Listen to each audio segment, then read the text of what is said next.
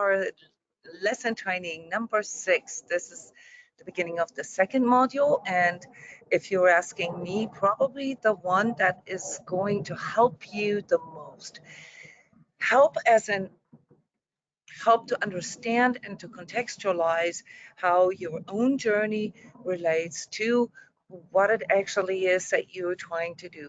I know that many of you aren't necessarily decided yet if they want to become an energy healer, and even those who have decided that aren't really sure yet what kind of energy healing they want to do. And this is the part here that's really important, because we have to recognize the connection, often also karmic connection, between our interests, our talents, perhaps also our healing tasks, our self-healing tasks, and what it actually is that we want to do, the vision that we have of ourselves. Before we go in there, just real quick, a bit housekeeping.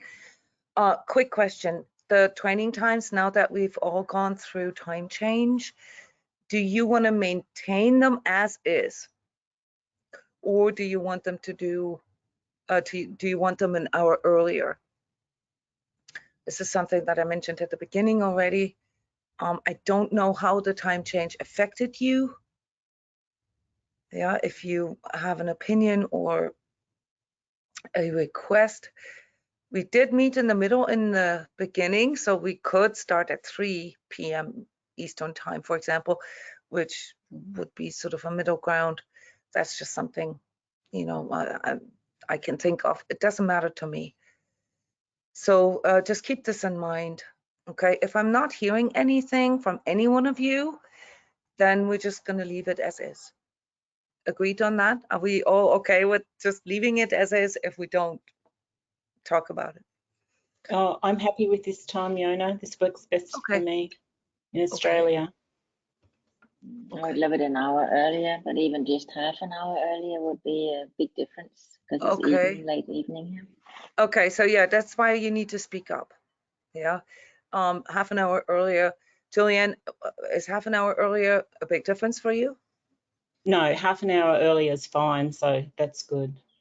Yeah, so if we do that, I think, Tina, I think you probably speaking for all Europeans here, okay? Yeah, if half an hour earlier can make a difference for you, I'm totally up for it to start at 3 Eastern time. Yeah. So I will put this up in the Skype thread for all of you guys to communicate.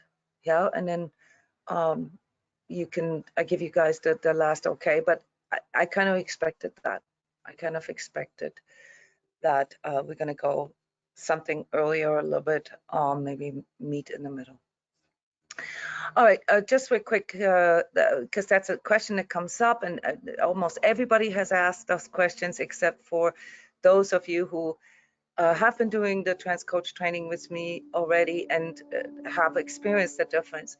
So the purpose of the live training sit-ins is obviously for you to train you know, your own perception, and also to get used to this multisensory experience. Yeah, in other words, you know, multitasking. Yeah, many of you are used to you know, meditating, and you have your own routine to connect with yourself, but there is still sort of a connection that needs to be made to, you know, like allowing other people in. So this is something that is very common amongst energetically sensitives and empaths, that there's a little barrier at first, okay? And that's also the purpose of these sit-ins, okay? So you're basically sitting in as a facilitator.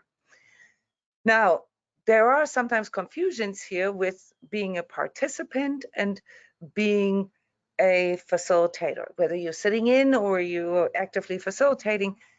As I mentioned in the beginning, this is up to you. Yeah, the speed with which, or the confidence also with which you feel, you know, you can contribute, that's up to you. But there is a distinct difference between participating and facilitating. Yeah, that's, if we come back to the yoga studio example, yeah, that I think we can all work with. Yeah, if you are participating, then you are someone who goes in there for their own experience only. Okay, so you're the participant that comes with her or his own yoga mat and sits down and looks at the instructors and or facilitators and comes there for their own experience. As a facilitator, and that can be different roles, facilitators can, facilitate in different roles, either by, ushering people, by administering things, or by, actually giving instructions. Okay, so I would be the head instructor, if you will, okay, in a transmission.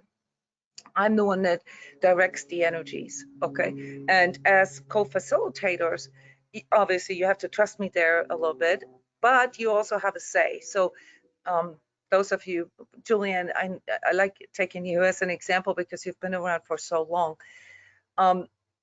You know how the dynamics are during transmissions, right? So once in a while, I will, or not once in a while, but like depending on how the session goes, so every session is different, you will say something and that will then have an effect on the overall field. The overall field is always the totality of all participants.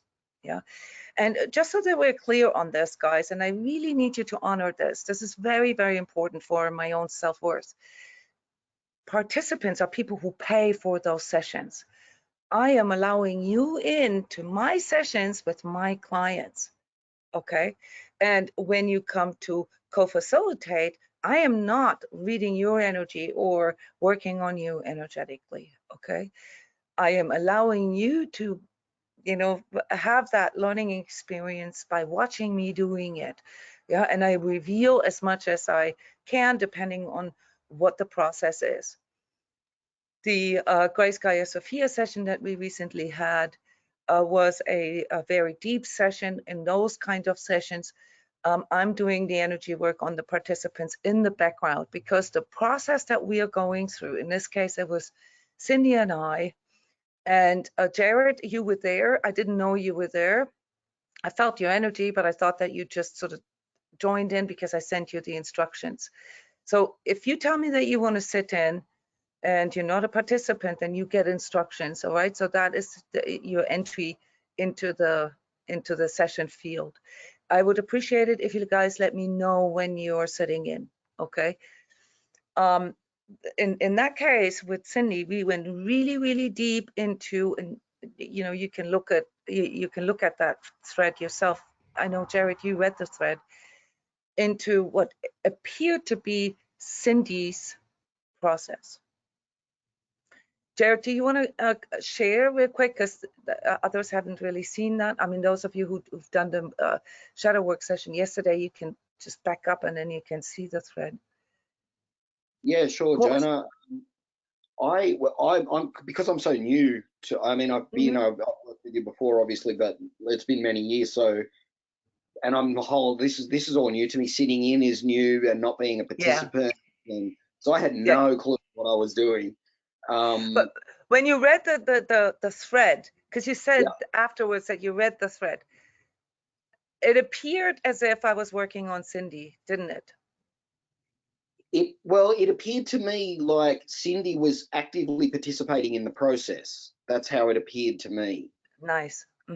So, and because I didn't know what my role was, I just let myself go and had my own experience, as you can read my experience. Yeah. And I didn't, because I wasn't aware of what I should or shouldn't. You did nothing wrong. You did nothing wrong. Okay, so don't worry about it. I just wanted you to share that impression that it appeared as if I was working on Cindy. Yes, there was a conversation backwards and forwards between you about what was happening with her. Yes. Yeah.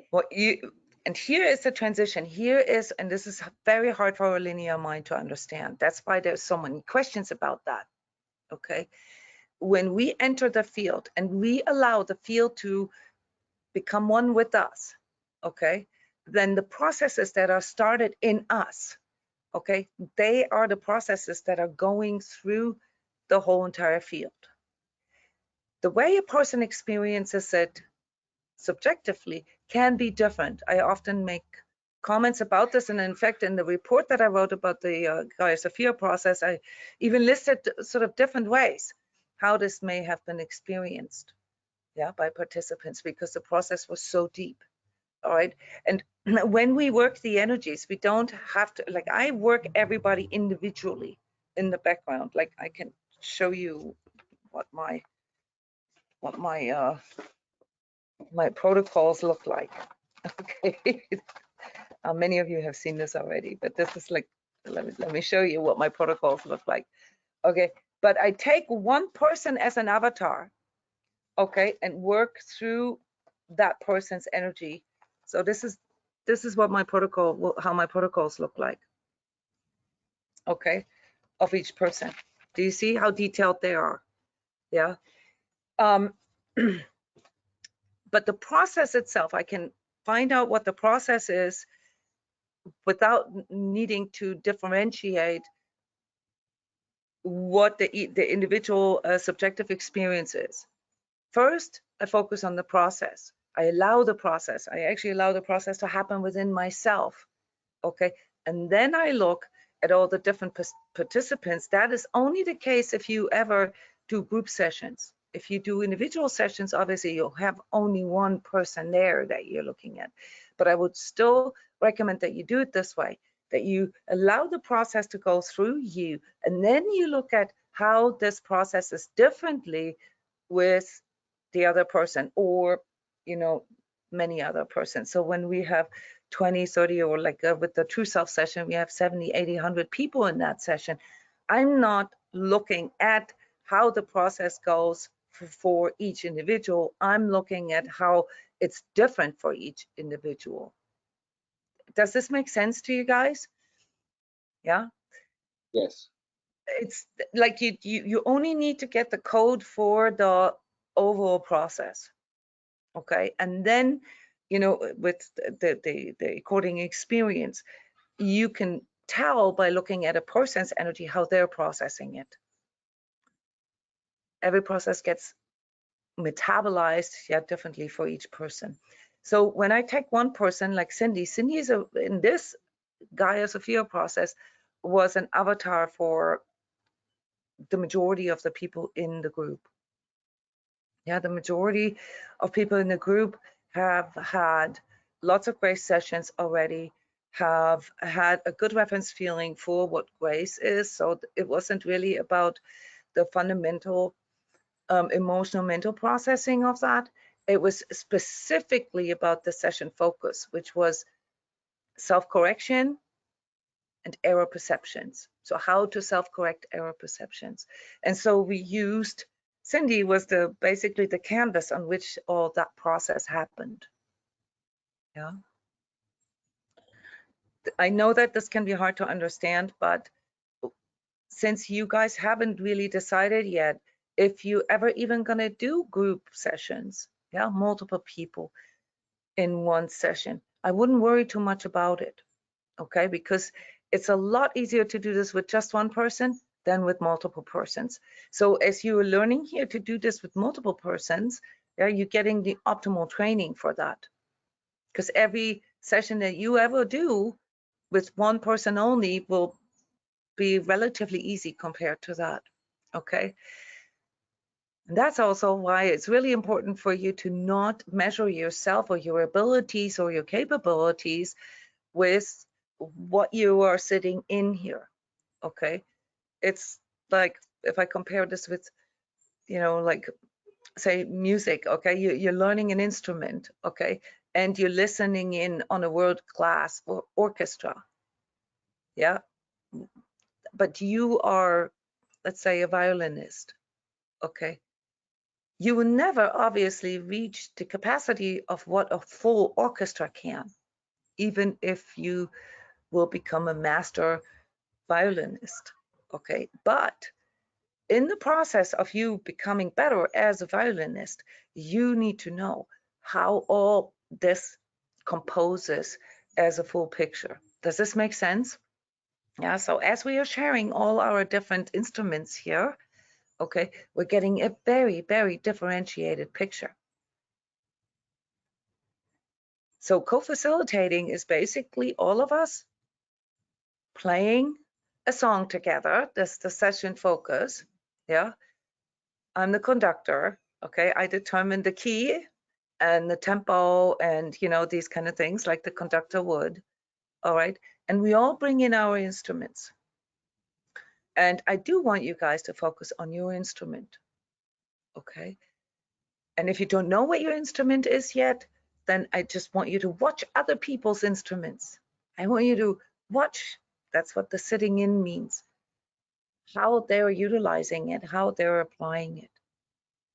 Yeah, so that you get as large of a variety as possible as to what energy healing can be. There are, in general, and I'm just saying in general because that's it, you know, you have many different subclasses, 3 different kinds of energy healers. One of the ones that are very good at diagnosing imbalances, yeah, they're predestined or like predisposed to do energy clearings. Yeah, we call them energy clearers. Then there are people who are very good at holding a field. They're very good at connecting a person with the heart field. Those are the connectors. And what this means in, you know, like a sort of an energy session, yeah, it's less active than the clearing, but it actually sets the tone, it sets the frequency. So it's holding the field. You're holding the field for the client, for the person. And then there is the energy healers who are able to see what the antidote could be. They're the integrators. That's often then those who have a tendency to go into the coaching, into the, you know, like part where it goes like, okay, so how can we change that?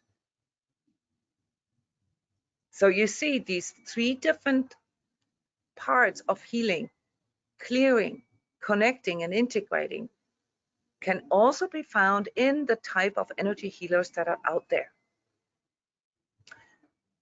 Just real quick to include you guys a little more, and yes, please feel free to turn your videos on. Someone who does sound healing, say, who works with singing bowls. Okay, what do you think? What kind of energy healer that is? And they're often not aware of it because they're just doing something that they feel naturally attracted to. And obviously you can use different modalities for different types of energy work, but in general, how would you classify sound bowl healing? Clearing, connecting, or integrating?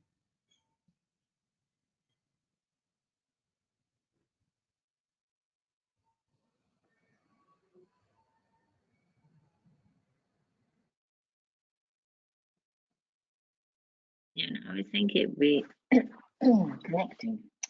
I'm really unsure about it, but having tried it myself many years ago, I did feel connected when I bought this bowl. And, because it gives the vibrations in the body, and you can feel your body if you're not used to feeling your body. And not just your body, right? Also your heart. It can feel very moving. You know, Yeah. just yeah, but it does connect. It just so you guys know, it never is just one or the other. Yeah, because a lot of times when a person connects more, spontaneous clearing takes place. Yeah, but it is, you know, working with sound is primarily connecting, and as a consequence of that, the person's own attunement then starts to clear out things.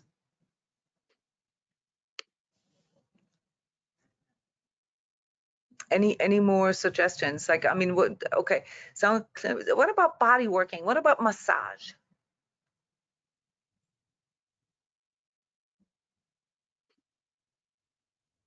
Massage. Integrating. Sorry.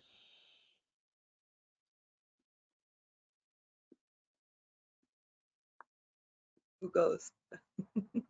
Go ahead. Go.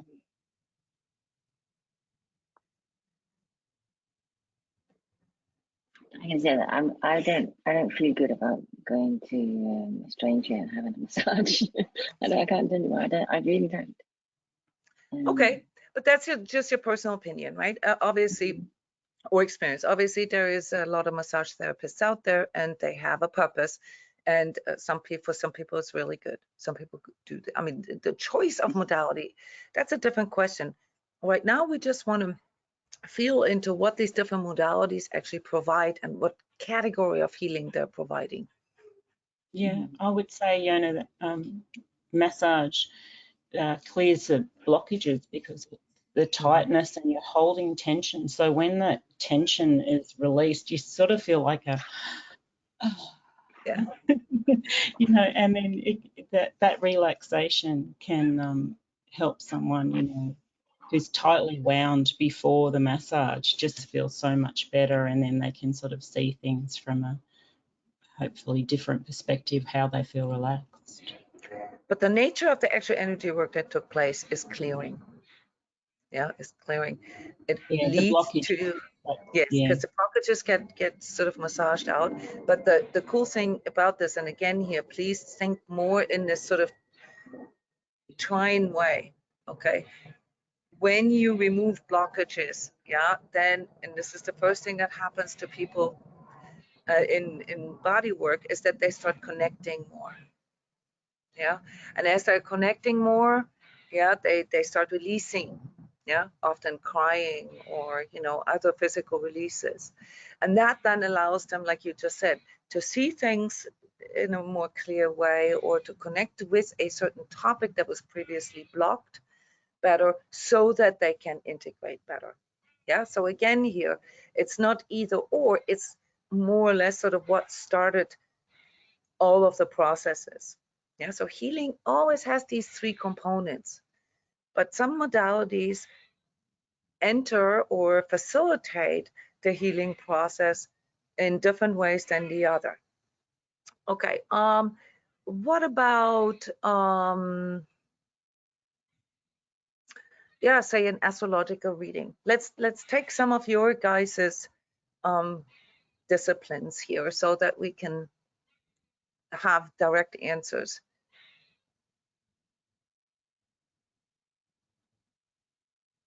An astrological reading can be, if it's done in a way, and most astrologers that I know are quite responsible and quite good at it too. So they do help people with, you know, integrating things.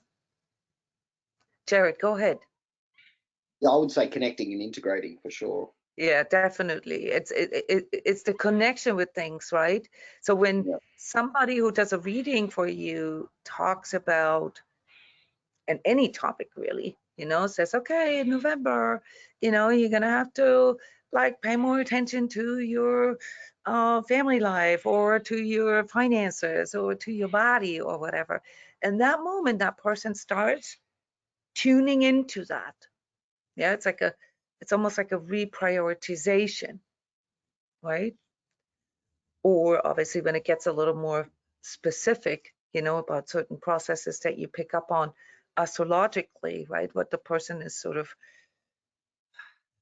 I don't want to say predisposed, but with all likelihood, you know, coming to play for that person.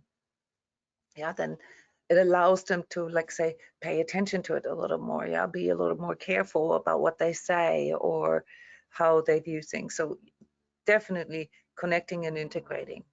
Definitely. It depends on the state of the person, the client, obviously. You know, some people want their horoscope, and they call it horoscope, and then they just want somebody to tell them what to do. But if astrological readings are used for helping people to, you know, grow, helping people to self-heal, yeah, then it's definitely an integrating tool, as it connects them with some of the aspects that they're working on. What are some of the other things that you guys are offering? Annetta, you offer yoga, but also you're not just yoga. You do different kinds, right? You also connect people with. Yeah, I do also the sound healing. Okay. A little bit with the crystal balls, with the Tibetan balls.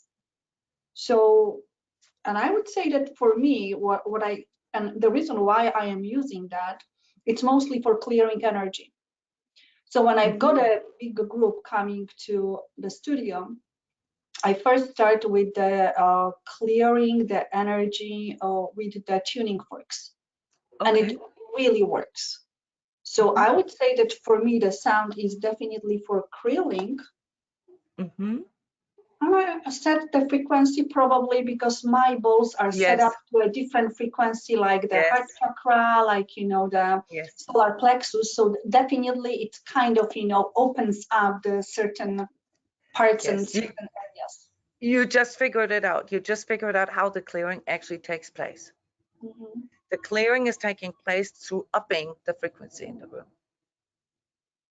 So when we up the frequency, it expels lower frequencies. That's how that happens. Yeah, and it's interesting. I am experimenting with a different level of frequency. So my clearing tuning forks, they are 4,000 and over. While my the crystal balls. You're talking about hertz. You're talking about hertz. Yeah, I'm talking about hertz, yes.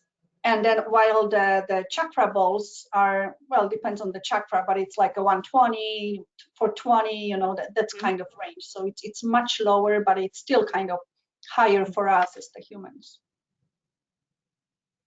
Yeah, so there's different frequencies that are associated with the chakras, for example, also with emotional states, also with energetic states. Okay, so that's what you're doing. You're playing energies, yeah, with these instruments.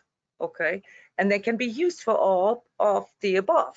Okay, but working with sounds primarily does connection and clearing work. Yeah, it helps, yeah, to connect with something, and it helps to clear something. Okay, so they don't exclude another. Never see it that way, guys. One process does not exclude the other. They all are needed. Okay, they all are needed. That's extremely important to remember. So only clearing, only clearing, only clearing isn't gonna do the healing. Only connecting, only connecting, only connecting isn't gonna do the healing. And only talking about it and, you know, trying a million different things isn't going to do it. Okay, it's always all three of them together. But it's got to start somewhere. And for most of our society, there's, you know, the need to clear things because people aren't taught that. We're taught how to brush our teeth, how to take care of our physical body, right? How to take a shower, to wash our hair, and we also, you know, how to spend a lot of money on that. Yeah. But we're not taught how to self-clear. We're not taught anything about energetic hygiene. Okay, so that's something, you know, for any one of you here in any educational areas that you may want to consider. Yeah, energetic hygiene is just as important as physical and emotional hygiene, and therefore really need to be taught to children in a very early stage so that they understand it, just like how you know, the habit of brushing your teeth needs to be taught at an early stage. Yeah, so that it becomes a non-brainer. It's just something that they do. So most people don't know how to clear themselves and therefore just keep accumulating things, accumulating till they can't take it anymore, and then it goes into the psychosomatic. And that's why, you know, what is called alternative or complementary medicine. So anything in the direction of body work, acupuncture, reflexology. So sort of the crossover between physical and emotional and energetic clearing is very popular because that is something that people can immediately experience as, you know, releasing or relieving, right?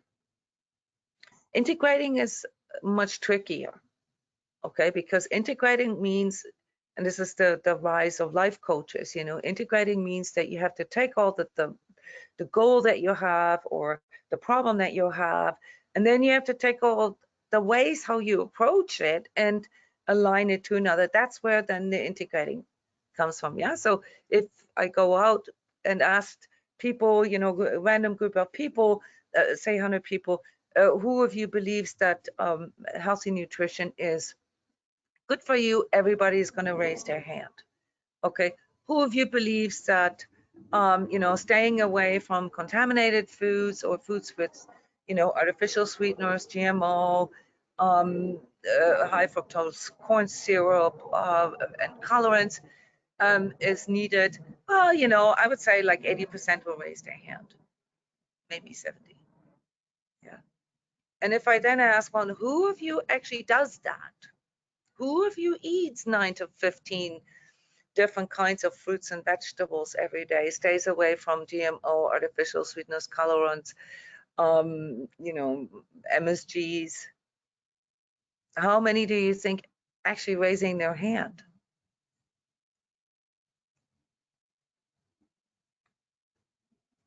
Maybe 10%. Yeah. That's the integration. That's the integration part. Yeah. That's what integration means. Yeah. So you have an insight, and you have a belief, and you have a goal, but you're not doing what you need to do in order to get. I mean, you know, I used to be in sales training, and one of the icebreakers is always raise your hand if you want to win the lottery. You know, and obviously everybody raises their hand, right? And then raise your hand if you actually bought a ticket this week. Nobody raises their hand. Okay, so obviously that's, you know, different kind of training, but you see the integration problem here. Yeah. Then if you ask again, well, do you really want to win the lottery? And then, you know, you get deeper answers, and then you find out why people don't buy lottery tickets. But a lot of people actually treat their life that way. They have cool goals and cool visions and everything, but either aren't willing to do the steps needed to do them, or simply don't know. Yeah, a lot of times it's not knowing. Yeah, that's what the typical client, the typical person faces. They're experts in something, but they don't really know how to integrate, you know, all of this into, you know, I guess what you would call then life success, not just career success, but life success, like wellness and happiness and inner peace and balance. Okay. So that's important for us to remember here. Then just one quick remark about the Skype thread and some of the disciplines that I will remind you of. So what we went through in this last week, because you know, the discussion about different modalities and different tools got you guys really interested, got you guys going, and that's beautiful. But then there comes a point where it's just plain projection. Okay, and I want you guys to become a little more aware of this. Do you all understand what I mean with this?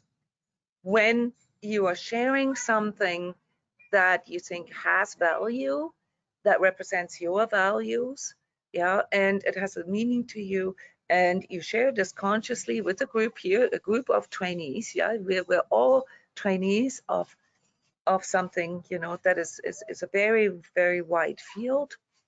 We all bring in different expertises or, you know, training.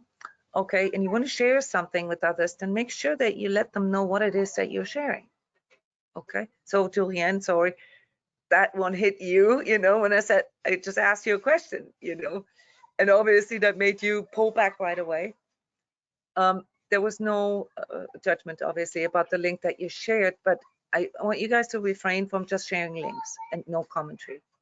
Okay, please let us know what the link is that you are sharing there, because you are now distracting or redirecting other people's energies into having to click a link to find out what it is.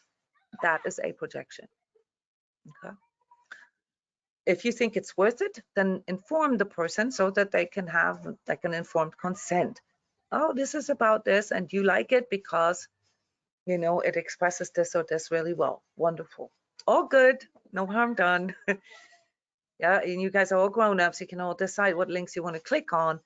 But it is a bad habit that is forming here through our social media exposure. And it creates all these distractions. Yeah, so we need to become very aware of what links we're clicking on, because it's from an energetic point of view, an alignment that takes place at that moment. And if we align to something that we don't know what we're aligning ourselves to, we can get in trouble. Yeah, so never click on links we don't know where they're leading. Okay, also for digital or cyber safety reasons, but mostly for energetic reasons. The other discipline is when you shared something that is to your heart and it's you know, and it interests you, that's great, but you know, don't go beyond what this thread is about. Okay, we have a current energies sharing thread, we have a daily sacred self sharing thread, and obviously also the opportunity to communicate with people individually, privately. Okay, so I have no problems with you guys getting all excited about certain topics, but be mindful. Yeah, that's all I wanted to say. Upcoming marathon, the Heart Clearing Marathon, is suitable for all of you. You can all sign up for them for sitting in. If you would like to use this marathon experience as a way to experience it for yourself, yeah, then you can also buy a ticket, or many of you were so smart to get the Energy Training Club, where you just automatically have the option to participate in all energy sessions. And you can even flip back and forth. You can say, you know, I want to experience at least one session, and then I want to, you know, a day, because it's 3 sessions a day, and then I want to co-facilitate another session, so that in marathons you can do that. Okay. Any other housekeeping questions? All right. Okay, so in this module number 2, we will be covering what is self-healing, what are the tasks of self-healing, and why is this even a topic here? What is healing, and what are the different levels of that? How do they relate to another? What are different stages of self-healing? We've learned about the different phases, yeah, the different processes of healing. But here now we're looking at it in more in a sort of a timely manner, in a temporal manner, like what are typical stages that people go through. And we're going to assess energetic states. That is why I think that this is probably the most important module for all of you, because we're also going to illuminate how that can help you to diagnose or assess another person's energies. For example, in a reading, without having to go into too much detail and then ending up having to do a clearing on the person. And then we're going to finish this module with your guys' self-healing, self-assessment, if you will. Yeah. So let's get started here by asking a few questions, and I really want you to share and discuss. When is healing needed in general? Any suggestions?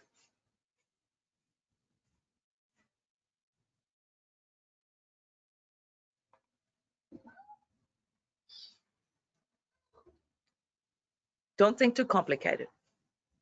When is healing needed? I think that when we feel that something is not working as it should. Good, I like that. Yes, and I like your effort to say this in a neutral way. It's neutral how you said that, Annette. Good job.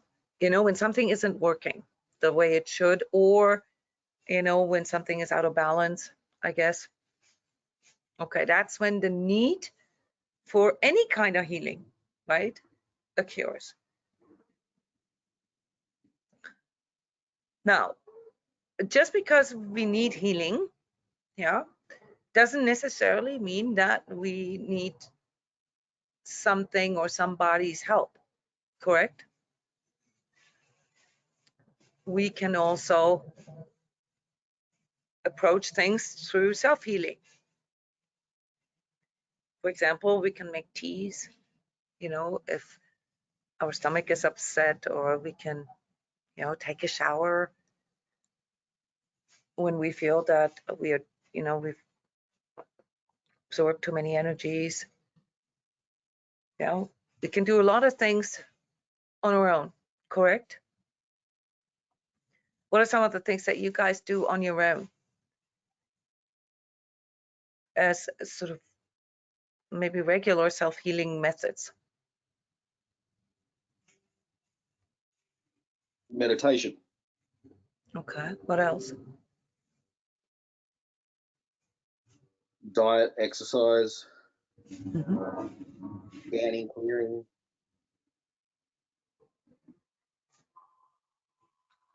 And Jared, since you mentioned these things that you do on a regular basis, they do something to you when you do them, right? Yeah. What do they normally do? I mean, like, try to, we don't need to be too clinical, but try to be as neutral as you can. You know, what do these self-healing things that you do with yourself, what do they do for you?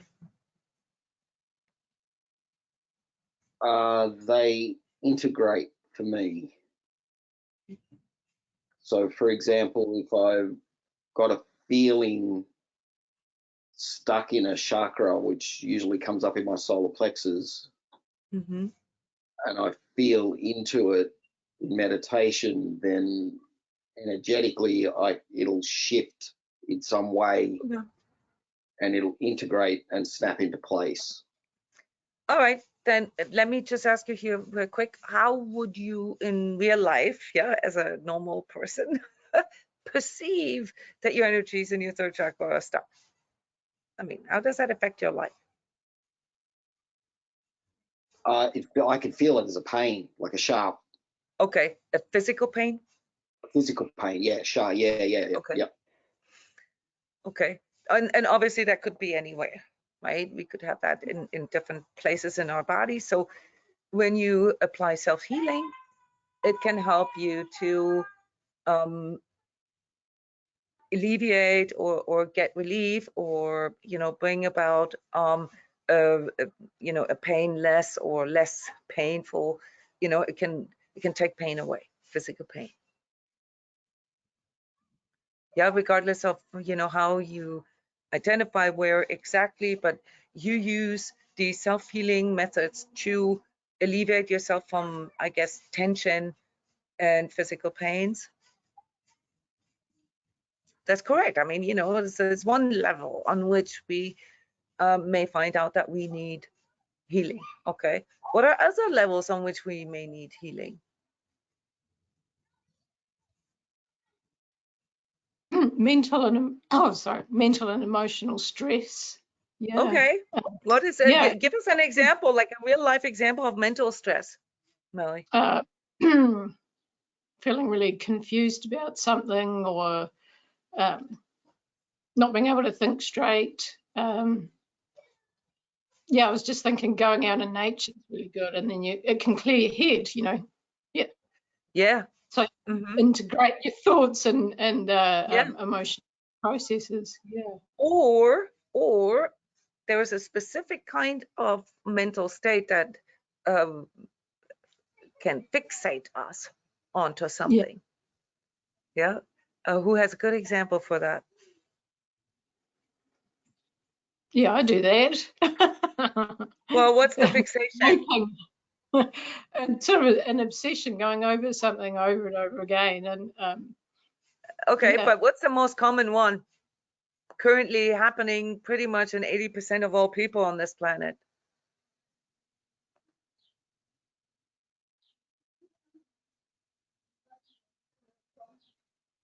Fear, I guess. Fear Yes. thought.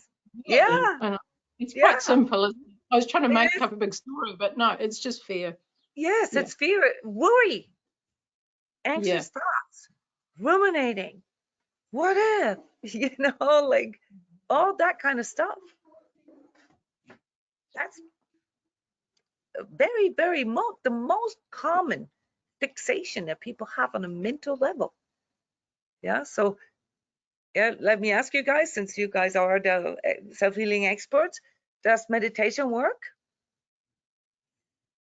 to alleviate that mental stress and anxiety? It can, but if you're really spinning out, it's actually quite hard to get into that, into, you know, deep meditation. It's almost like you need to do something. Yeah, it can at times be harder. It can at times be harder, but I mean, even psychology has caught up on that. They call it mindfulness. Mindfulness does work to help, you know, helping with, you know, for example, anxiety. But like you said, there can be a state in which it's so far progressed that it turns into like a physiological condition. Yeah, where, you know, when you have panic attacks, for instance, you're now having a physiological condition that needs to be addressed physically. Yeah, but there are a lot of things that can happen for us on a mental level. Yeah, like you said, it can help you to clear out, you know, to bring about clarity. It can help you to focus better. It can help you to alleviate fogginess, and it can help you to unhook yourself from fixations, yeah, such as, you know, fears. Yeah, fears are mental constructs, and a lot of other things are mental constructs. Any other things that you know that can help to self-heal with mental stuff? Breath work, grounding. Yes, yeah, very good. And that's the crossover here, right, between the physical and the mental, right? It's a very good example. Yeah, Okay. I use art. I you know, get the art materials out, and it's amazing what you can doodle. Yeah. Yeah. There's a lot of different modalities, guys. I don't want to go through all modalities. I just want to, you know, have you guys sort of tune into how much self-healing you actually do every day, and then, you know, then actually learn to differentiate on what level you're doing the self-healing. Okay, what about emotional self-healing?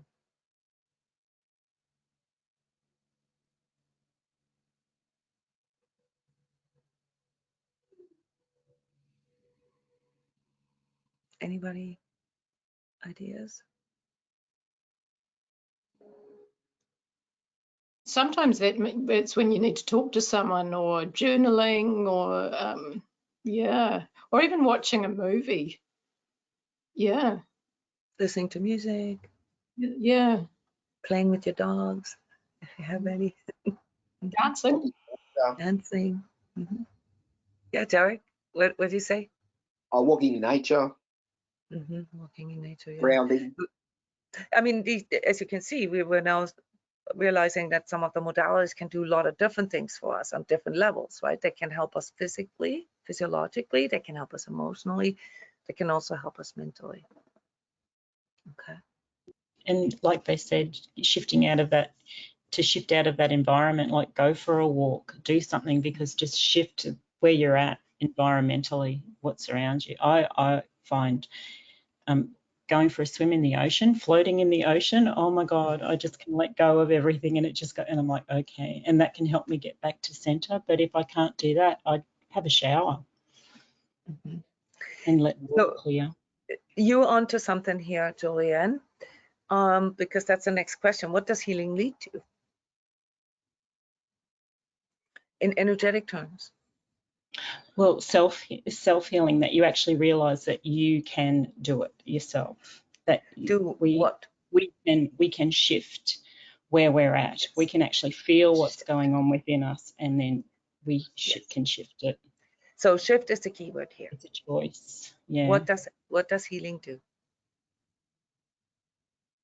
It shifts the energy, and depending on what kind of energy and what kind of imbalance, it can influence our physical state, it can influence our emotional state, it can influence our mental state, it can influence our spiritual state, or all of them at the same time, but there's a shift that occurs.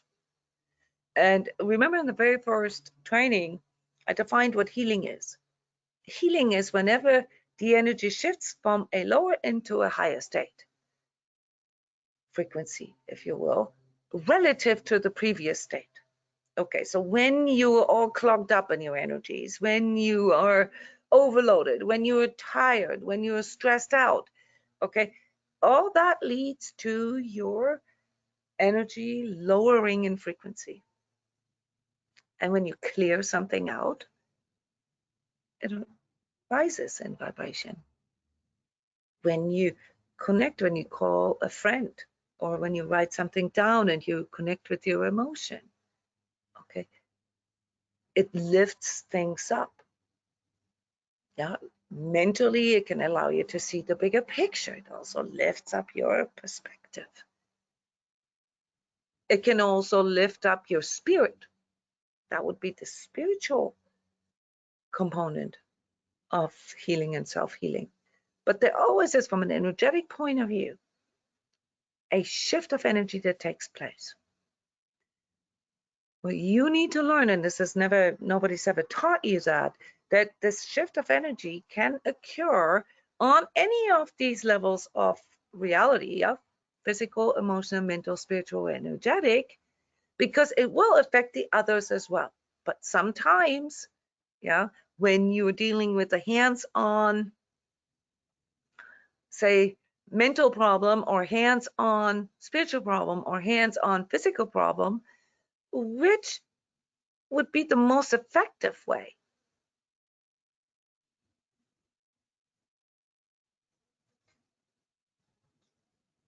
I mean, you can always depend on where you are. I mean, if you've got, I yeah. had my knee injury flare up, so I had to take some medication. I mean, there's a point where you can't really do a lot about it. Yeah. So Medication is a physical medication Yeah. is a physical manipulation. Yeah. So you have to sort of find the state in which it's going to help the most at that time, I guess. Yeah. Yes. In the end, it will affect everything else. Mm. Yeah. I mean, anyone who's ever been sick, okay, knows exactly what happens when you get a little sick. And I don't even mean like severely sick, just a little bit of sick. Yeah. What happens, guys, when you feel a little bit of sickness come on, which is a physical thing? Let's say, a cold. What happens to your energy then? Who wants to describe what that feels like? It implodes. Is how I feel it. There's suddenly a kind of like, oh my God, I'm going to die. Like this thought, and this catastrophic, like, especially, with the COVID thing. Yeah, you start sneezing and suddenly it's like, I've got the bug. I guess it depends what's wrong. This is a very good example how a physical state can influence a mental state for you. Okay, because that's a mental construct. Yeah. Oh my God, I'm gonna die. Okay, but yes. So something, you feel like your physical going lower. May not be aware of it yet. Some of us will feel it with the way we think. Some of us will feel it with the way we feel and emote. I can always tell when my son gets sick before he actually has physical symptoms. He'll be super whiny and cranky. Yeah, anyone who has kids probably knows exactly what I'm talking about. Yeah, because first the emotions go down. The kids don't quite know yet what it is. They're not feeling any symptoms yet. They're not able to differentiate that yet, but they're starting to feel emotionally impacted. And then it depends on, obviously, the older you are, the more with all the COVID scare and everything, I think, Melly, you're not the only one in the world that feels that way, yeah, whenever they sneeze.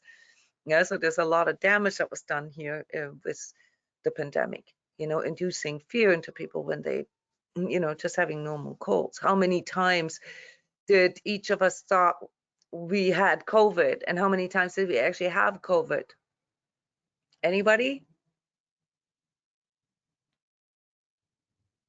Never. Never what? You never Never. thought you had it, or you never had it? No, I never had COVID, but every time I did get a sore throat or felt sick or a headache, I was thinking, oh, here it comes. I'm getting it. Okay. All right. Yeah, so this is normal.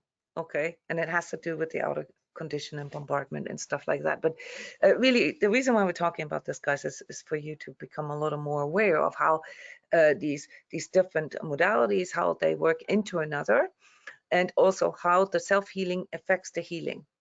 Okay. So what are the three main processes of healing again? Anybody?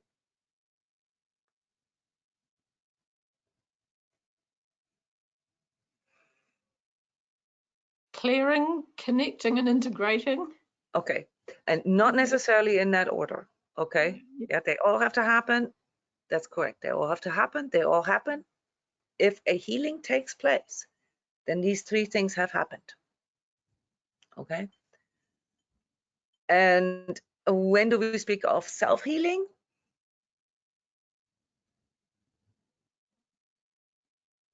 I think when we're consciously aware that something, we need to shift something, that there's an imbalance, and when we're actually doing it. Yeah. When we're doing, either of these things. So deciding to go out to take a walk in nature because you feel a little that's self-healing. Okay. Deciding to take a bath, because you feel, I don't know, emotionally stressed or whatever, that's self-healing. Doing a clearing on yourself, if you know how to do that, that's self-healing. It's the awareness and the actual doing it. Okay. But it requires one thing. It requires you to have the energy to do that. And this is something that many of you haven't really realized yet. There are states in which it's not possible to self-heal. Anybody, maybe an inkling of what those states could be? All right, let's go through this systematically. Physically, what is the state of a physical state where it's impossible or where it feels like you can't self-heal? Well, I've been there with the cancer. I mean, you get so sick that you can't even really look after yourself. So your energy is so low, so that low. you can't even look after yourself. Yes. Or, like, I don't know, you have a fracture or whatever, or, you simply don't have the tools, to perform a surgery on yourself, to stitch it back together or whatever, right? But there can be energetic states where you are so low that you can't muster the energy to do it, even if you have the ability or capability to do it. This is quite important here in understanding emotional states and mental states. Because just because you understand something, just because you know how things go, doesn't mean that you're always capable of accessing or doing it. Anybody ever experienced those kind of situations in life? Yeah, with anxiety and depression, for sure. Yeah. When you go low, you're in it, and you have to go through it. You don't know that yet, but sometimes there are situations that's important for us to realize where you can't muster the energy to self-heal. And that is the moment where you need to get healing from the outside. Yeah, asking for help or sharing with someone. Yeah, in whatever way. Yeah. And typically, both work hand in hand. So even if you're good, say, self-healer, okay, sharing, talking, is changing, helping, caring, always helps to up your energy. This is one of the big secrets, of energy healing and psychology too. So a good psychologist, will recommend someone who suffers from clinical depression to pick up the phone and call someone to see if they need help with anything. Because even though it feels like we don't have access to a certain capability or ability when we are low, it doesn't mean that these abilities are gone. It just means that we can't access them for ourselves. A lot of times, it is quite possible for us to access them for others. Anybody had that problem or scenario where you're so good at helping others with certain problems, relationship problems maybe, but you really suck at helping yourself with it? Anybody know what I'm talking about? Yeah, that's me. Yeah, that's Yeah, really good at seeing what's wrong with other people, right? what's But wrong with everyone really else sucking and how they could fix it. Yeah. Okay. So you have to understand that you're a healer and a self-healer at the same time. Yeah. And when people ask me, well, how do you learn all this while you're, I don't know, teaching or doing? What do you think the answer is?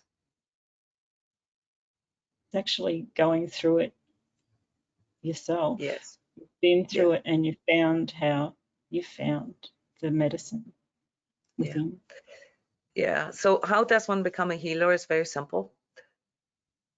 Can you answer it, guys? Heal themselves. Experience, yeah, your own experience. Yes. You have to be a good self-healer and then you become a good healer. Okay.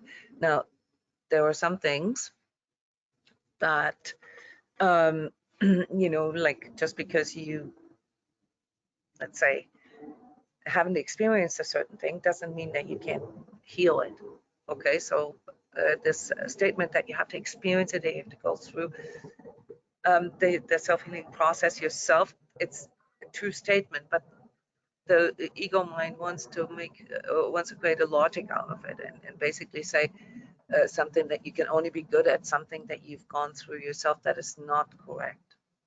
Okay, because if you can see what the actual healing process is, yeah, then you don't have to have been in each and every situation that requires, the healing process. Do you guys understand what I'm saying?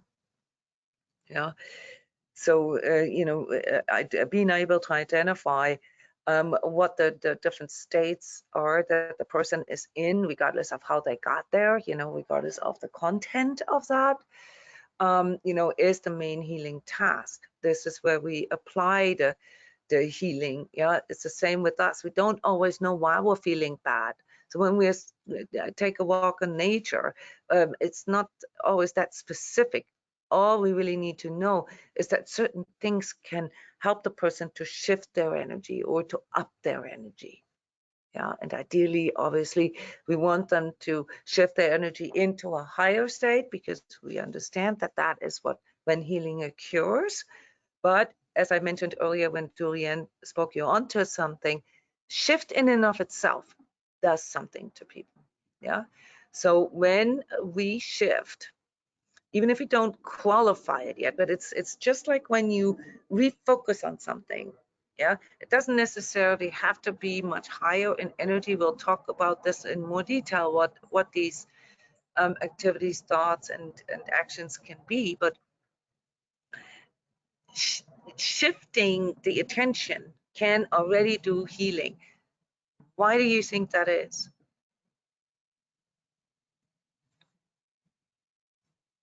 That's a guess. Shifting, it's like shifting the vibration of where we're at. So I think seeing things through red colored glasses, then you can see things through a different lens. If you see everything. It's not always, red, you don't, most people don't know this. And even, if you're a good energy worker, you don't always know if it's a higher vibration. But you know one thing for sure, and that is what you just said. You know that through a shift, okay, at least a person can let go of their fixations. Yeah, and that often does 90% of the clearing work. Okay, because of the people's simply in the observation different. Yeah. Yes. Yeah. And that's that comes back to what we talked about last time, you know, about particle and wave and all this. So for me, as an ex-scientist, it's really easy to understand why that works. Okay, because the moment you shift the position, yeah, even just looking at something, yeah, you're not changing anything about what is happening. You just change perspective. Okay, it has typically a positive effect on people because it increases their inner connectivity and their ability to see the bigger picture. So you didn't actually expose them to any higher perspective. You just exposed them to a different perspective, and that, if you will, kicks something loose in people. It helps them to let go of their attachments. Yeah. So a lot of times clearing work is teaching people how to let go of their attachments. Yeah, and we're going to see later how that applies in particular cases. So here I would like to dedicate a little bit of time for us to share. It's a smaller group today, so we should be able to do this. But I want you to keep several things in mind now when we share. Yeah, so I want you to share about your self-healing journey.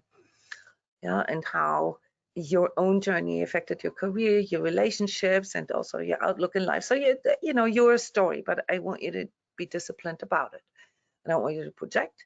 I don't want you to ramble. I want you to stay within the framework that we're setting here, that we're working on, also within the terminology. Yeah? And inform us, not the details, but inform us about the main healing tasks that you've experienced on your journey, the main healing goals. Yeah, so healing task is always like, well, the problem, what needs to be healed. Yeah, and a healing goal is always sort of the ideal, like how far you want to go with this.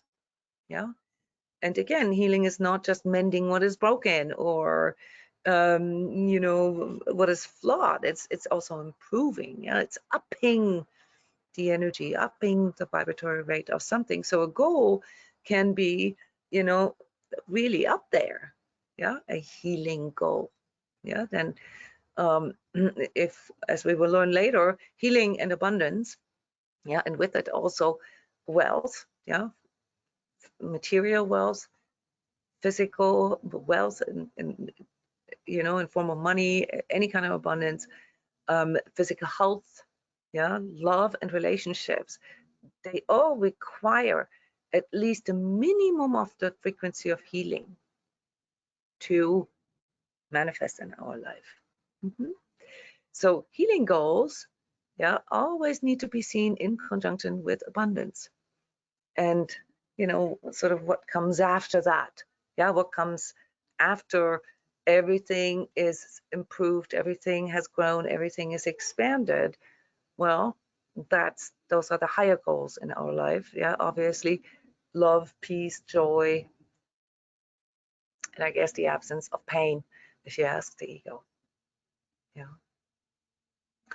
And then, you know, how you think that, how you personally believe or think, how your journey, your self-healing journey played a role in, you know, in you potentially wanting to become a healer. This could be anything like, you know, maybe healers that you encountered and in the course of your own journey and you want to be like them, or you've simply experienced how useful and how effective certain modalities that you learned in the course of your own self-healing, you know, can be for others. So I want us to take you know, the remaining time here to share so that we get an overview over people's different kinds of self-healing journeys. At the end of the day, we all have the same goal, but we all get there in a different way.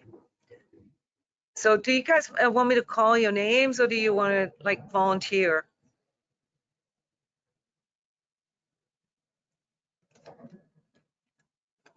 I can get started if you want, to give you an example. All right, so my self-healing journey started very, very early. So I identified as really as a 13-year-old, okay, that there's something severely wrong with me. I was suicidal. I tried to commit suicide twice. I suffered from eating disorders for 15 years. I had extremely toxic relationships, and all guys, yeah, like males that I had a relationship with, were addicts.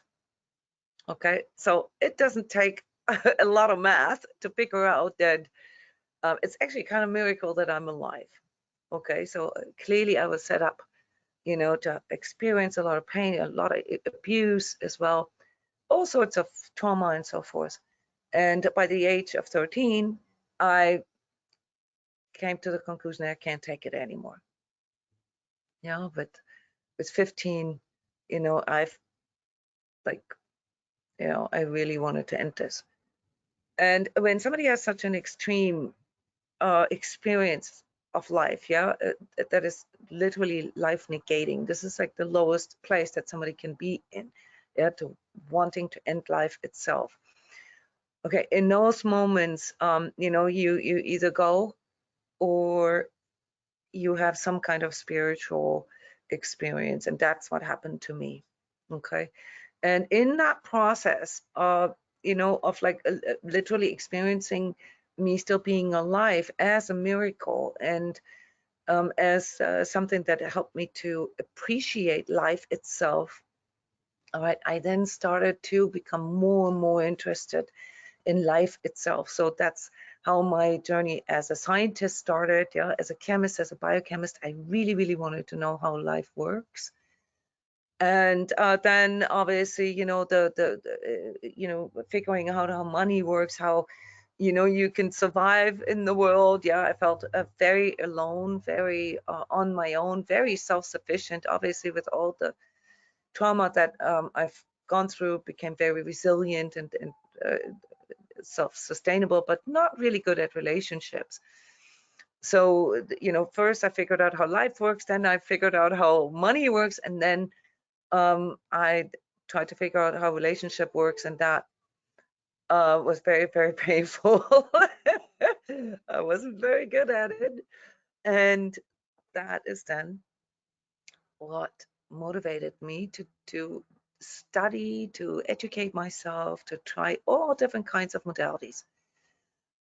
Mostly though, I want to say that the typical modalities that people would try that are a bit more intellectual. So I started out with psychology, then NLP, then remote viewing, then, you know, anything from, actually card reading was one of the things that I did as a kid already. I have a very strong connection to playing cards. I mentioned this already. And I love playing cards of any kind. That must be something karmic, doesn't matter. And also colors and paintings. I'm really much into painting and drawing and so forth all my life. So these things have all helped me to express and connect with things. Nature, obviously, also a big connector for me, and animals and plants. So I've just studied everything that was out there that came my way, including, you know, issues with addiction, codependency, and all those things. That later then, you know, also the stuff with energetic sensitivity and being an empath and narcissism and all these kind of things. So yeah, I self-heal through educating myself, through trying, through experimenting, through seeking out experts or teachers, yeah, and assimilating what works for me, assimilating what makes sense to me, what I can, you know, sort of also conceptually understand, and then I apply it. That's pretty much how my self-healing journey went, out of the necessity. Yeah, I wouldn't be alive if I hadn't discovered that some things can be self-healed, but I still needed obviously teachers, and I did. I had lots of teachers. And if you'd ask me how important do you think my own self-healing journey is as a healer, it's the foundation for it. Well, I told you, or some of you, if you would have asked me 30 years ago if I want to become a healer, I would have rather kill myself than calling myself a healer. Okay, so I had a very low opinion of healers 30, 40 years ago. Yeah, so this is it. This is my self-healing journey. What is yours? Who wants to share? I'll go next, Jona. Go ahead. I'll keep it brief. My healing journey really started when I was in my early 20s. I fell in love with a girl, and it was obviously a karmic relationship, and it was that kind of really deep, kind of wet lip in your ear, as you would say, you know, that really deep love. And it was only a brief relationship. Well, brief, I say brief, but it was 3-year relationship. And the first 18 months was that blissful, you know, really full blown in love. And then in the safety of that relationship, for her, it came out that she had suffered satanic ritual abuse at the hands of her father and multiple other powerful people in the community. And they turned, so the first 18 months was like blissful, you know, in love. And then the last 18 months was just absolute hell, where she was dissociating and, you know, all sorts of stuff. Was there a connection with like some kind of group or community? Was there like this sort of cultish type of stuff, or was that just something individualized that had happened to her? But was she still part of a group? She depends what you say. Was she still a part of it? She was still programmed. Okay, but she wasn't in it, like you weren't like pulled into anything or something. It was just something that affected your relationship. Yes, although we were followed and there were weird things happening around us, so they were still watching her and they were aware of me, but I never had any interaction with them. And at the time I was studying diagnostic psychology at university, and you know, they were using the DSM, I don't know, 3 or 4, whatever it was back then, and it was basically a tick and flick box. And I thought, well, this doesn't make any friggin' sense. Like, what the hell? Like, I'm living it. I'm living this experience, and they're talking about, well, if you tick 7 of 10 boxes, 10 boxes, well, then this person's diagnosed with this. And I thought, well, that makes absolutely no sense whatsoever. No sense.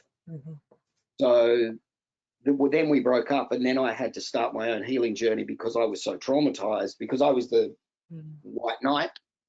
I was playing that role of healing and help, the thinking that I was healing and helping her in my naivety. And that's when I got into astrology, and that started to answer some more deeper questions for me. And then that took me into meditation, and then that took me into more spiritual groups, which led me to read, you know, I think Celestine Prophecy was probably the first book that I read.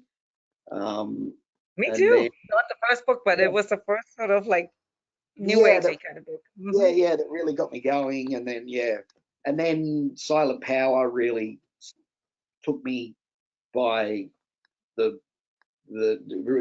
Silent Power really spoke to me. And then I got on the whole Stuart Wilde thing, and then obviously that's how we met, and that was a massive part of my healing journey, because it took me into my shadow. I got shown my shadow through that whole process. And then plant medicines, I got heavily into that for many years, and that also helped me integrate and work through a whole lot of stuff on levels that I still don't even know, because much of the time I was completely passed out. And then I kind of thought I was healed at that point, but of course I wasn't. And then my now wife got pregnant, and I had to go. We were living in Canada at the time, and I had to get a good job.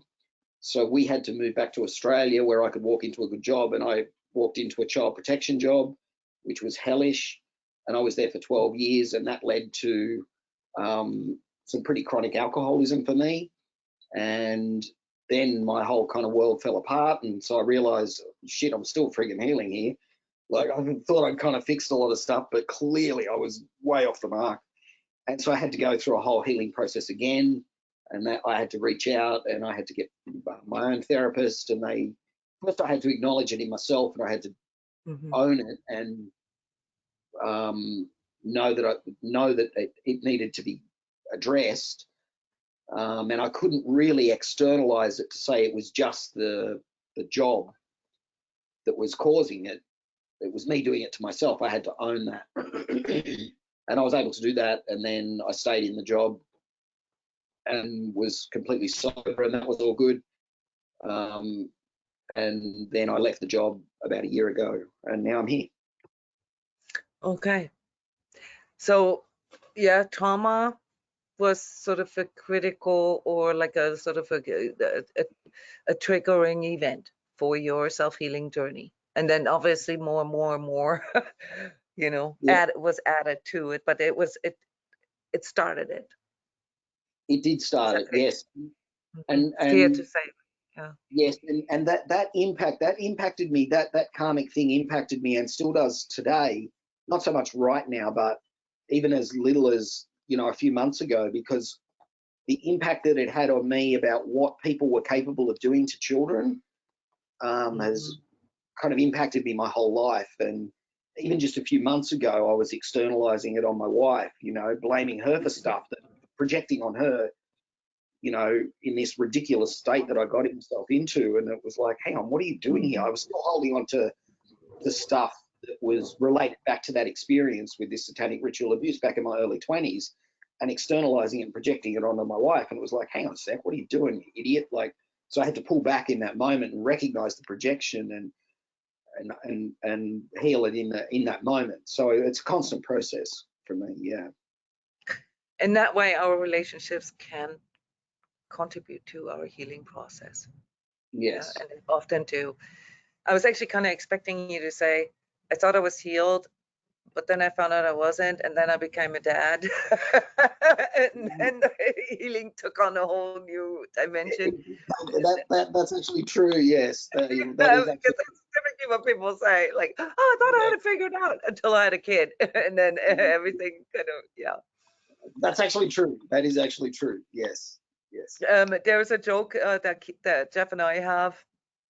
It's an internal joke that I shared just a few times, but not a lot of people can laugh about it, but I'm sure you guys can.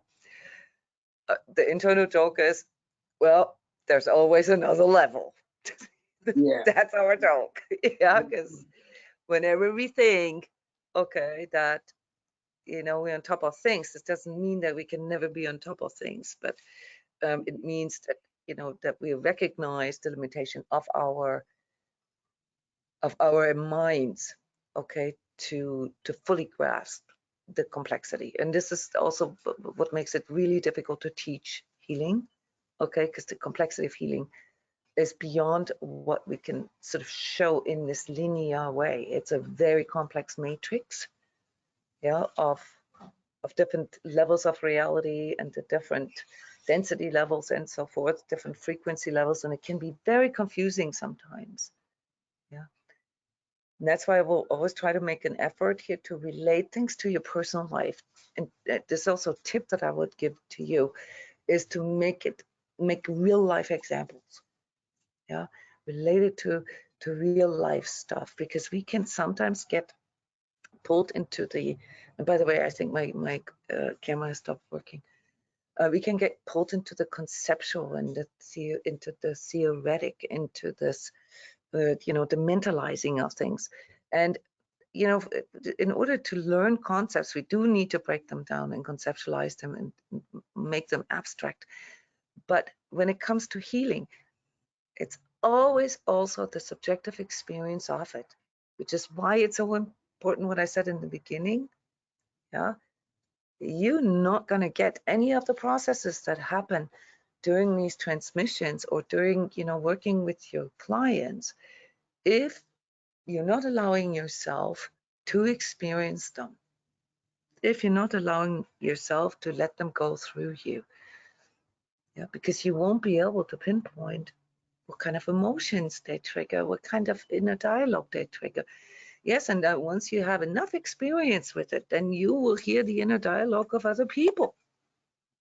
It won't be the same as yours.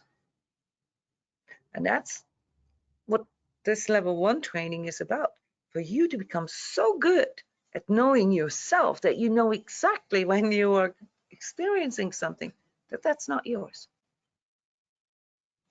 It may trigger some of yours, it may remind you of yours in some ways, but you will be able to pinpoint the difference, be it just through your inner knowing. Yeah, I hear this all the time when I talk to my clients. You know, I don't know, I'm feeling a little off, I'm feeling a lot of anger in me, but it's not mine. Any one of you ever said that or felt that?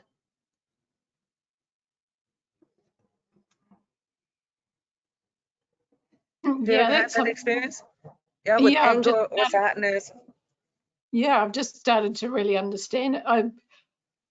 And this is actually part of my journey through trauma and addiction and early childhood issues. The complete disintegration that I experienced, and it kind of took me into that space of not knowing what's mine and what isn't, and that's what started to come in now later on in life. In this journey that I had no idea that I was experiencing things for other people, or experiencing other people's energies, which took me right out of myself. I think it was almost like a schizophrenic episode. It's the only way I can explain it. Yeah, you got really confused because you experienced something. Really early on, and interesting that I also studied science to start with, to try and make sense of the world. I think at a really deep level, studying chemistry and things like that, which actually led me into metaphysics. When Stuart Wilde, I know, it's so funny. And Stuart Wilde popped into the world, like, oh, okay, this is interesting. So almost a shamanic way of looking at things. Not that I even understand what shamanism is. It's just seems to be an umbrella term. And that was quite cool what Jared said about thinking that you're healed and that you realise it's actually a process in the end, because I've been in and out of healing states so many times, and then it just completely crashed with getting so sick that my whole body kind of clapped out. And that's when I really went into this, like, okay, well, there must be a way out of this, because I've learned all that on a theoretical level over the years. I mean, people can heal on different levels at different times in their life. Like you can heal emotional stuff, you can heal relationship stuff, you can heal sort of the spiritual stuff, which is the conceptual, right? The understanding, metaphysics, that's a spiritual, that's a bridge to the spiritual, wanting to understand what life is and how it works and all that. But you can still have physical issues. Yeah, so not all physical issues are caused by emotional issues or mental issues. Okay, but they can be I don't want to say reduced, but they can be pinpointed through energies. That's why energy healing is such a great way to look at someone holistically.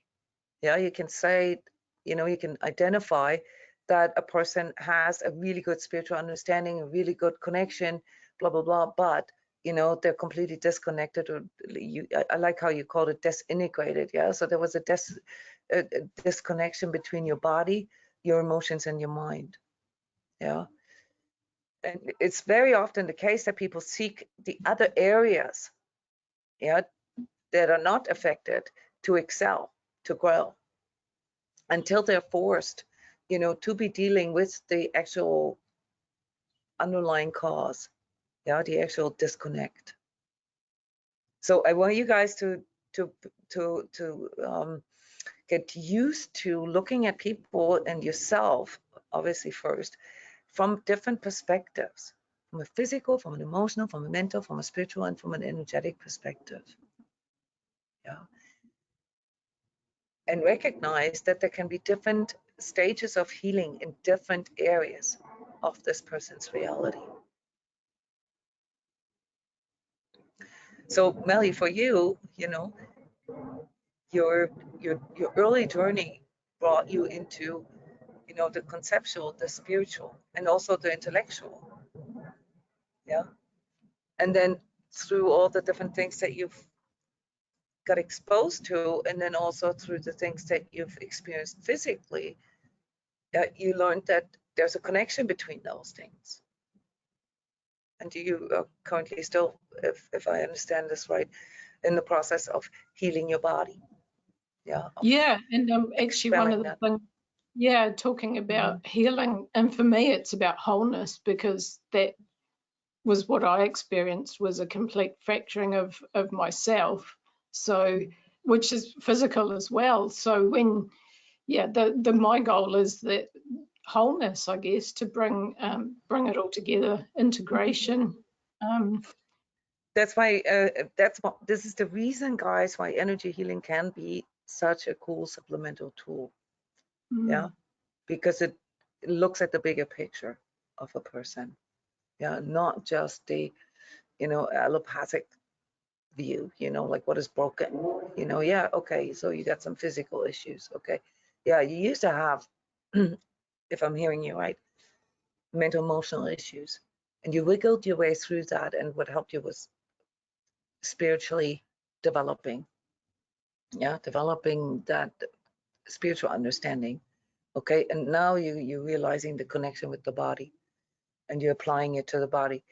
It's a continual sort of clearing out, connecting with all these different levels and integrating it.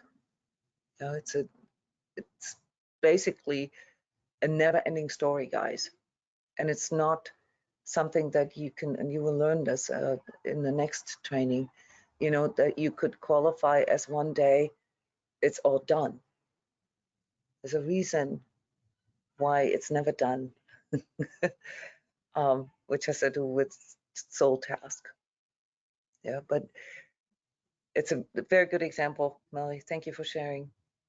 And Jared, also, thank you for sharing. Anybody, we have time for one more, I guess.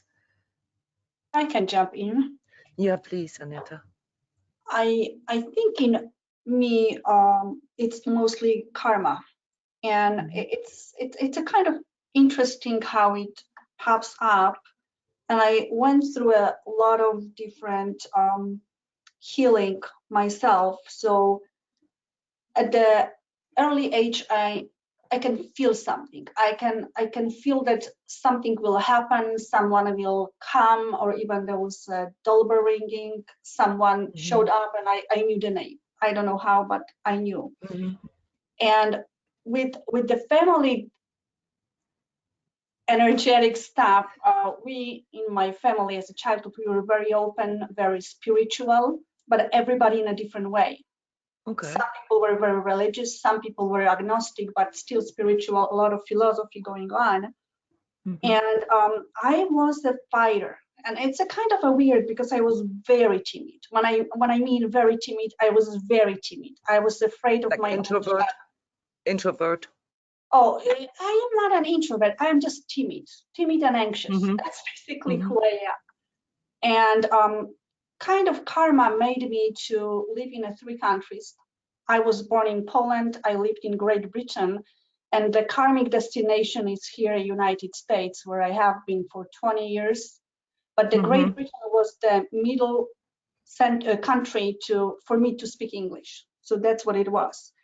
And again, I went through the physical healing and emotional healing when I went through eating disorder. For me, there was anorexia. There was more kind of, again, a fight, more of the family stuff, which I think that, you know, it's still about the karma. That's what I mean with the karma.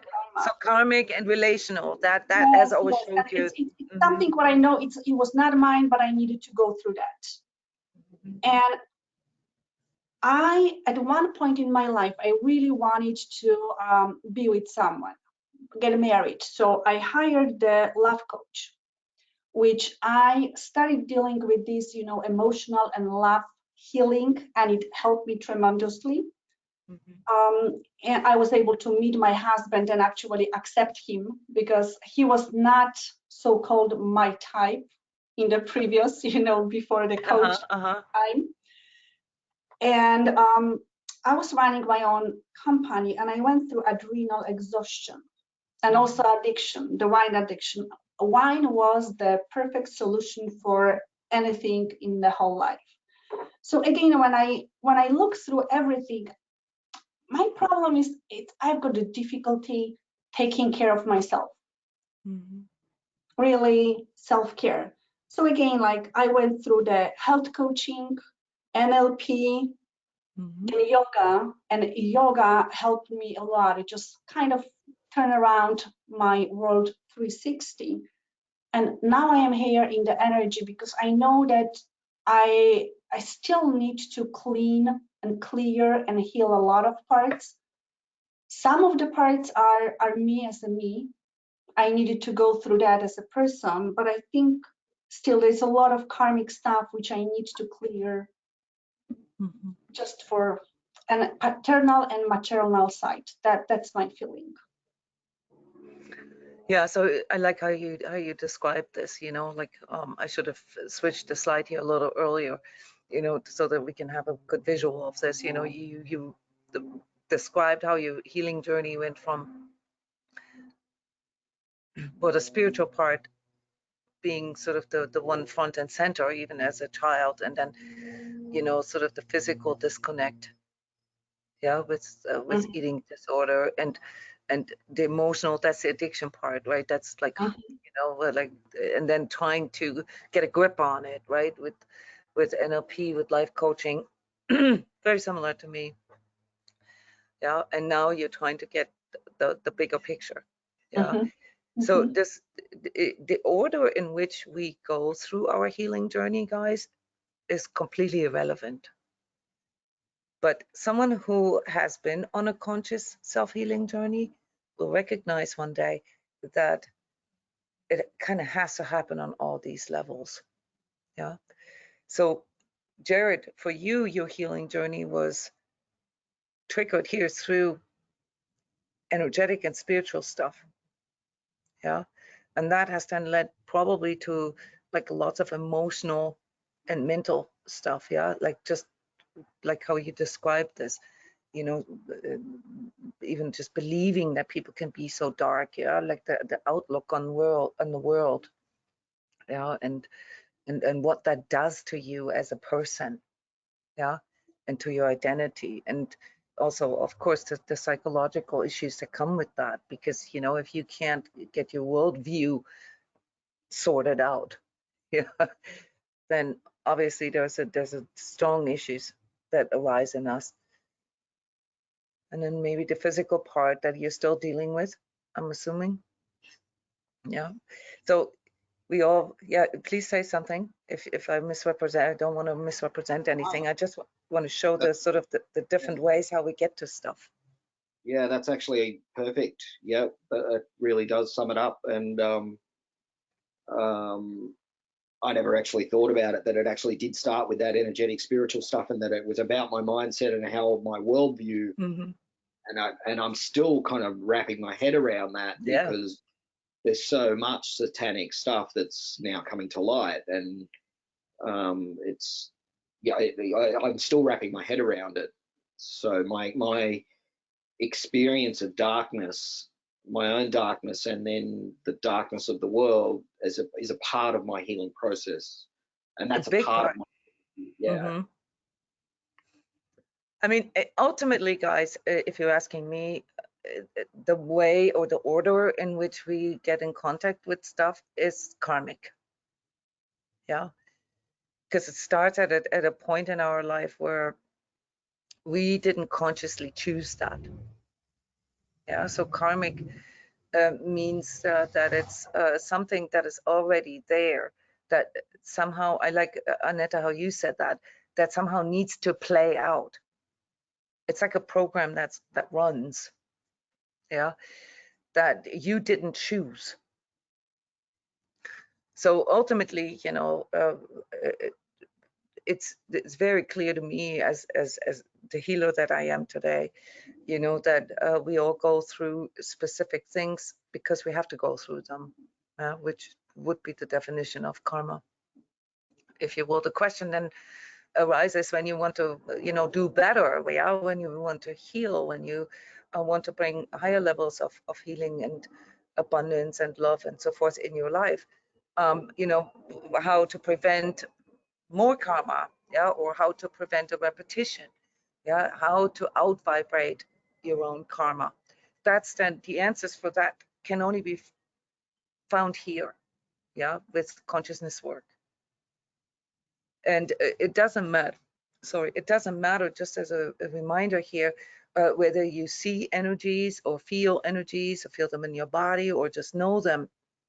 It's completely irrelevant. You will learn more and more about this and why seeing energies, as I mentioned before, is just a mental fixation. Okay, we all have a mental construct that says only if I see things or if I can touch them, then they're real. Okay, so that's always the challenge with the energetic part. Is that if we haven't been taught from the get-go that there's a lot of stuff that happens in the unseen and in the untouchable, like, for example, Jared, what you just shared, then it's not real. So it comes down here to, overcoming mental constructs, which is, as many of you know, a big part of our healing journey, because that's also where the ego plays in the most. The ego dominates the physical, the emotional, the mental. Okay, the so-called body mind, as I often call it, because they are linked with another through neurotransmitters, through biochemistry, through behaviors, and so forth. So these are typically, sort of they're glued to another. If we have an emotional problem, we always also need to address the physical and the mental. If we have a mental, we always also have to address the emotional, the physical, and so forth. The spiritual stands a little bit above it because it creates sort of the larger roadmap, and the energetic is the one that gives the whole thing the meaning. Okay, that's when we then can see why we had to go through certain things, and this then also changes our outlook on life. In regards to our goals and so forth, what the actual task is for us, and why our healing journey, is not something that is a matter of performance or a matter of accomplishment. It's a matter of constant striving, of constant improving, of constant self-correcting. And this can only be seen really when you see the real big picture, which is then the one that puts it back into context with, the divine and the cosmological stuff, and who are we, what does it mean to be human, and so forth. So I don't want to confuse you anymore, but I want you to understand that, healing is always relative, okay, relative to the previous state, and the previous state is determined by these 5 different levels. And those are levels of reality and levels of awareness. And many of you have already shared this, that if we experience a disconnect here on any of these levels, well, then it's very difficult to, either make sense of reality or make sense of our own identity or our own meaning and purpose in life, and so forth. So it really comes down to us understanding what we are, who we are, whom we want to experience this life as, and that then becomes our healing journey. As self-healers and healers, whereby the self-healing is the part that we consciously choose to do, and then the healing, wanting to be a healer, is a desire or a knowing that arises in us as we are going through our own self-healing journey, by simply realizing how helpful this can be for people, how, and again, here you all have different access to any of these levels, how physically healing it can be, how emotionally healing it can be, how mentally healing or spiritual healing it can be, to recognize, the bigger sort of soul task, and also these energetic components that play into all of them. They play into all of them. Yeah, wonderful. Thank you guys for sharing. The task here for you guys, the assignment, whether you were present here or whether you've already shared your self-healing journey or not, is, you know, like your to write, to share about, to report about your own self-healing journey. This is something that helps you on many different levels. For one, it helps you to, especially if you stay disciplined and don't go into too much detail, like you guys did here, was wonderful. You know, it helps you to see the bigger picture and connect with these different parts, maybe also to see them better. Yeah, it also helps you to become more aware of, you know, what your states were that you learned to come out of. It helped you, it can help you to see your own error perceptions. Yeah, so when you do your own report, then go into like what you believed at the time, or how the world looked like at the time, or how, you know, your own self-perception was for you, because that's how we can actually identify whether or not healing has taken place. Name the modalities that you felt the most transformational, like you did here in this live sharing. Summarize your healing successes. Yeah, like really, you know, like list it for yourself, like where in your life you've experienced a great deal of healing already. Yeah, where you can see that, you know, how you thought or how you felt, how you acted, how you chose when you were younger was so, like, say, unhealthy, or was so naive, I think was a word that, Jared, that you used, or disconnected or whatever, and how you can see how you're much more whole now. And if you can, describe the energetic state that you've experienced consciously. Yeah, and how maybe by shifting your states, how they have, you know, also helped you to shift your perception, meaning the way you view, the way you understand what it is that you're experiencing. So this is obviously you know, like an integrative type of assignment, and I just realized that this might be hard for some of you to write. Some of you are really good about writing things, and for some of you it's more challenging. So it doesn't necessarily have to be in written form. It doesn't have to be full sentences. It can also be a recording, yeah, where you just sort of turn on your phone and just share, like some of us already have done this here, if this is easier for you. Or, you know, if you want to write it down first and then record it, whichever way works best for you. But this assignment is really important for you as a self-healer. Yeah, it's somewhat like a self-assessment. Yeah, although we're going to actually learn how to do a self-assessment next time. Also, next time we're going to go a little deeper into like what these different states are. We're going to work here with the map of consciousness that Dr. Hawkins provides, which is sort of more and more, you know, something that people actually accept, and that works really, really well. And we're going to go through the different influences, like what actually influences a person's state, and how we can use those, how we can use our understanding of states and energies for healing, yeah, for becoming a healer. So yeah, I had to pull this up a bit because we're yeah, so we're going to go through those different measurings, you know, how we measure the stage of healing in somebody is really, really important, no matter what modalities you guys are choosing as your instrument or as your kung fu.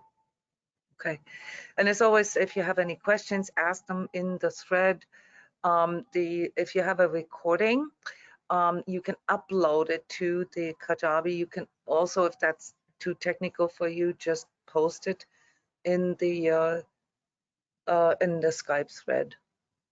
Yeah, it's an exercise for you, but there's obviously always something in the sharing of things. Yeah, it helps us to integrate things more. Any questions? Yeah, go ahead. You can upload recordings into the Skype thread as well. Yeah, easy. You just drag it from your phone or from your computer into the Skype thread. Okay, great. It's the reason why I use Skype, because it's really good with file sharing. Yeah, and it allows rather large files to be shared, and videos too. You can. Kajabi's more private though, isn't it? Kajabi's a more private platform, right? No, you can't compare the two with another. Those are two different things. Skype is a communicational tool. Kajabi is a course tool. Yes, okay. yes. Yeah, yes. so you know what I mean? So ultimately what I will do with your sharings, whether you share them on Skype or directly in Kajabi, I will upload yours to Kajabi for you, you know, Gotcha. so that you have it all in one place, because you always have access to the course.